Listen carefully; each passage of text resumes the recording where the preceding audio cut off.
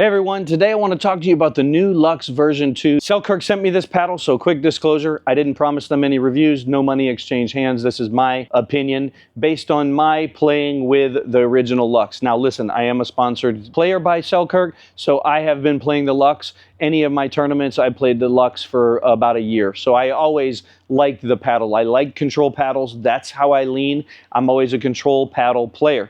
And so this new LUXX paddle, is it not a control paddle? Well, it's still a control paddle. Even with the additions they've made, the little additional power we're gonna get, I'm gonna get to the new features here soon.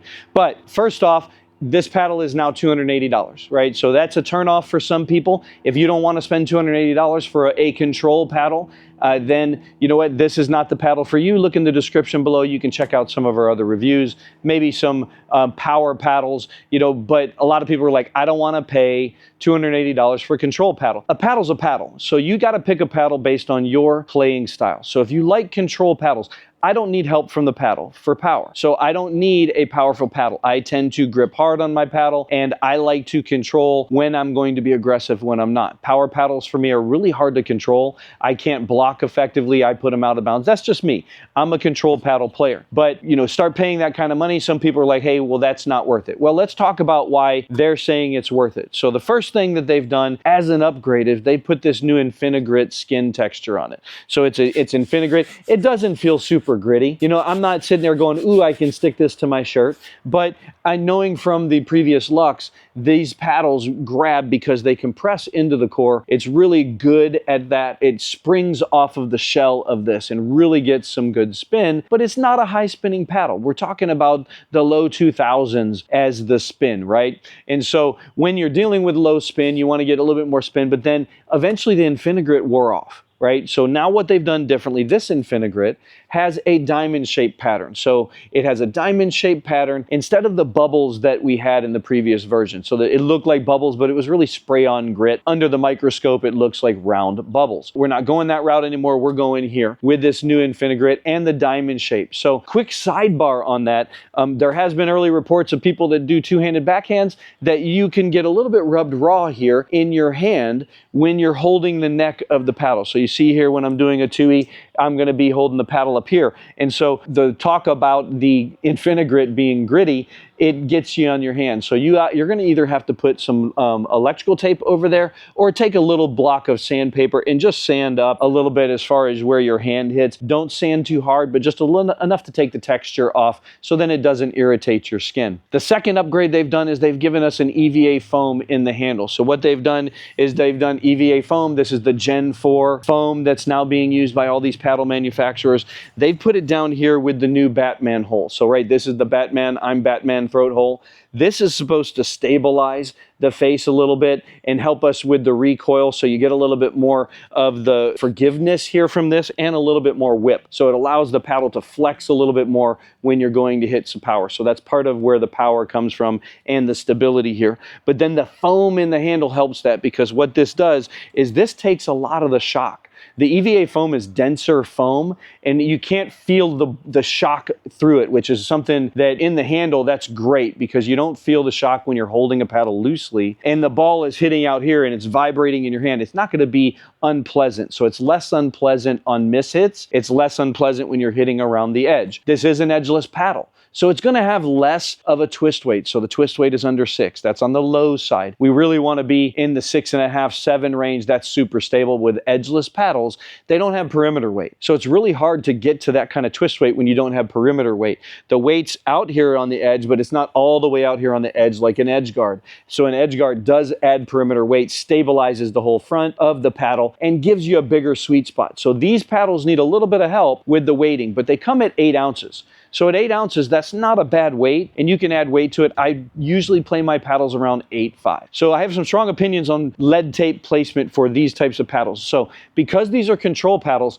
I don't necessarily want to put my weight down here all the way at the bottom. So the more I put it down towards my hand, what this is going to do is this is going to move the hit point down on the paddle. So I'm going to take some of the power away from this paddle. I'm increasing the swing weight. I'm still increasing it because it's outside my hand, so I'm putting weight here towards the front. front, but I'm pulling the weight away from the end, which on an edgeless paddle is not what we want to do. So my recommendation for taping is this. You put this here in the four corners. So you do a corner here, up here by the edge guard. So the sweet spot on these guys is right about here. So you put some edge tape right here. That stabilizes across this sweet spot. So that means that across this paddle face, hey, I'm going to be super stable all the way out here to the edge. And then I like putting one little piece right here at the top. With one little piece right here at the top, this now gives the end and it pulls it a little bit more to counterbalance these guys. So I got a little bit more on the front than I do down here at the bottom. So I'm getting a little bit more of that, so a little bit slower on the hands, but these paddles by nature,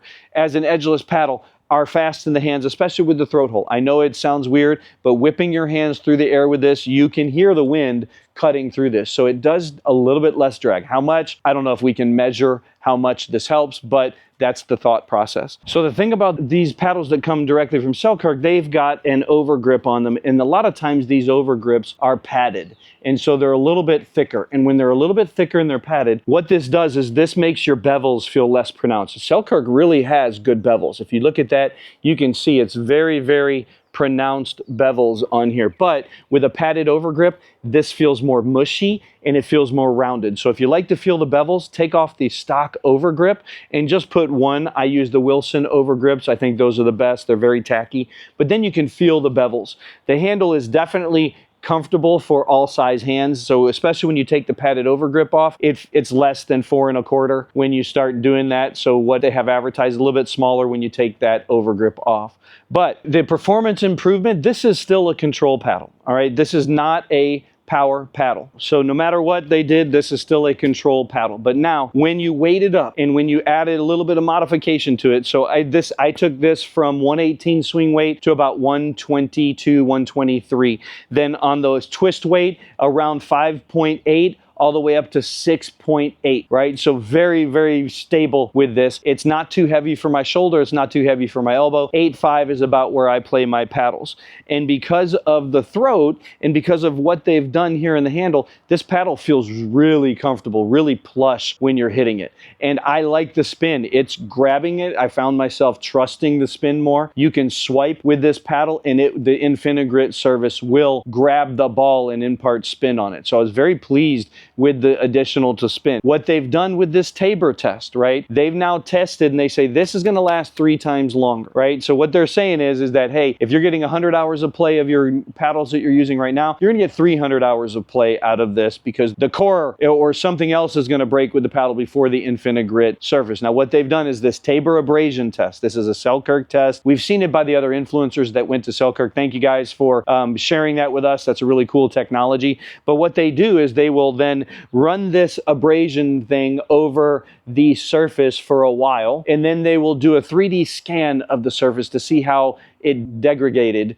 while it was doing that abrasion test. So really scientific methods here. This is why they're saying it's going to last, because they've tested it. So jury's out. Hey, that abrasion test is just a test. It's a synthetic test. The best test is going to be playing this thing over and over and over again, which I've started doing. I played this side by side with the Project 08 Invicta, and I found myself leaning back towards this. Feels a little bit crisper off the face than the Project 08. So the Project 08 feels a little bit more muted than this guy here. Just like the original, it has the foam injected edges. You can hit all the way out to the edge with it, especially when you put the weight on here. What I like about that is when you widen the sweet spot, when you put the edge weight here, now you can hit all the way out to the edge. The ball will still go straight. It doesn't go as far as you want it to, but it's not gonna shoot in a weird direction like it does if you hit an edge guard of a paddle. So that's one of the nice things about having an edgeless paddle, but you gotta get some perimeter weight out to the edges. That really helps it. But overall, I like the paddle. I've switched to it. This is gonna be my tournament choice paddle. So when I'm drilling, when I'm doing things that I'm tournament prepping for, this is gonna be my paddle of choice. You can get our code in the description below. Once again, they give you a gift card. You get that in the mail after 30 days. Thank you for using our code. That just helps us bring reviews like this, helps you make informed decisions, and helps us keep the lights on. Leave your comments below. Tell me what your control paddle of choice is and what you think about the LUXX line in general.